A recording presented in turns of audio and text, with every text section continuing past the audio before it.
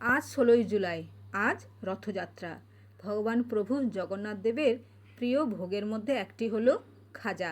তো আজকে আমি আপনাদের কাছে খাজা রেসিপিটি তুলে ধরলাম এবং ভগবানের পায়ে নিবেদন করব। তাই চলুন রেসিপিটি আপনাদের কাছে তুলে ধরছি। প্রথমে একটি পাত্রে ময়দা নিয়ে নিলাম 2 বাটির মতন। সামান্য পরিমাণ নুন দিয়ে ভালো করে মাখিয়ে অনেকটা পরিমাণে ঘি দিয়ে এটাকে ভালো করে মাখিয়ে নিলাম। আর এমনভাবে মাখাবো দেখুন যাতে ময়মটা একদম পারফেক্ট হয়। হাতে খুব সুন্দরভাবে ময়ম হয়ে গেছে। অল্প অল্প জল দিয়ে এটাকে ভালো করে একটা ডো তৈরি করে নেব। একদম পাতলা করব না, ভালো করে এরকম ডো করে 10 মিনিটের জন্য একটা সাদা কাপড় দিয়ে ঢেকে রেখে দিলাম। 10 মিনিট এটা রেস্ট হতে থাকুক। ততক্ষণ একটা কড়াইতে 1 বাটি মতন চিনি আর হাফ বাটি মতন জল দিয়ে একটা চাশনি তৈরি করে নিচ্ছি। চাশনিটা ফুটে উঠেছে দেখুন। এই সময় আমি 4 থেকে 5টা এলাচের টুকরো ভালো করে দিয়ে দিলাম। পারলে আপনার এলাচের গুঁড়োও দিতে পারেন, আমার কাছে গুঁড়ো ছিল না তাই এটাকে ক্রাশ করে দিয়ে দিলাম। চাশনিটা দেখুন একদম চ্যাটচ্যাটে হয়ে গেছে, তার হয়ে গেছে। তো এই সময় আমি চাশনিটা বন্ধ করে রেখে দেবো। অপর দিকে চলুন, 10 মিনিট হয়ে গেছে। ডো আমার পুরোপুরি সেট হয়ে গেছে। 1-2 বার ভালো করে এটা মসেল করে তারপরে এটাকে আমি গোল গোল করে লেচি পাকিয়ে নেব। আমি এখানে 5টা বড় বড় লেচি পাকিয়েছি, আপনারা চাইলে সংখ্যাটা বাড়াতে পারেন। এরপরে স্ল্যাপে আমি একটা একটা করে গোল গোল করে রুটির আকারে বেলে নেব।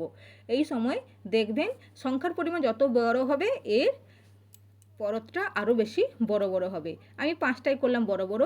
সুন্দরভাবে 5টা বেলে নিয়েছি। তারপরে একটা রুটির গোল আকারের উপর আমি কিছুটা ঘি দিয়ে দিলাম। ঘি দিয়ে পুরোটাকে ভালো করে কোটিং করে দিলাম। তারপরে আমি দিয়ে দিলাম ময়দাটাকে উপর থেকে ভালো করে ছড়িয়ে দিলাম। এরপরে একটা একটা করে সবগুলো রুটি একটার পর একটা করে দিয়ে দেবো। প্রসেস একই রকম হবে। সবগুলো দিয়ে 5টা একটার পর একটা পরত করে সুন্দরভাবে আমি এটাকে সেট করে নেব। আপনারা চাইলে ময়দা বাদ দিয়ে চালের গুঁড়োও দিতে পারেন। তো আমার দেখুন 5টা একের পর এক করে দিয়ে এটাকে এইভাবে গোল গোল করে নেবো, একসাথে জয়েন করে নেব। আর শেষ প্রান্তে কিছুটা ঘি আমি বুলিয়ে নেব, তাহলে কোটিংটা একদম মজবুত হবে এবং কোটিংটা খুলে যাবে না। এইভাবে একটু ঘি লাগিয়ে ভালো করে আমি এটাকে জয়েন করে নিলাম।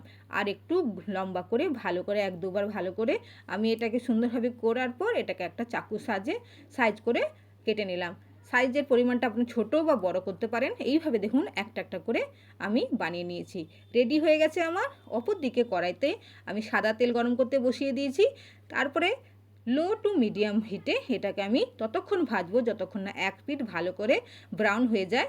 এক পিঠ ব্রাউন হয়ে গেলে অপর প্রান্তটাকে ভালো করে ব্রাউন করে আমি ভালো করে ভেজে নেব।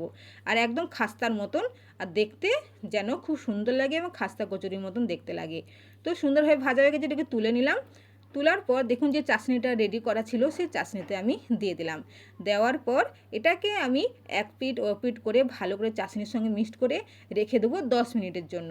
10 মিনিট হলে চাশনিটা পুরো খাজার মধ্যে ঢুকে যাবে এবং তার মিষ্টির আকারটা খুব সুন্দর হবে। তো 10 মিনিটের জন্য এটাকে সেট করতে ছেড়ে দিলাম। 10 মিনিট হয়ে গেছে, দেখুন একটা তুলে দেখাচ্ছি। দেখুন তো কত সুন্দর হয়েছে। তো খুবই সহজ পদ্ধতি এবং খুবই সহজভাবে আপনাদের কাছে তুলে ধরলাম। ভিডিওটা দেখার জন্য ধন্যবাদ।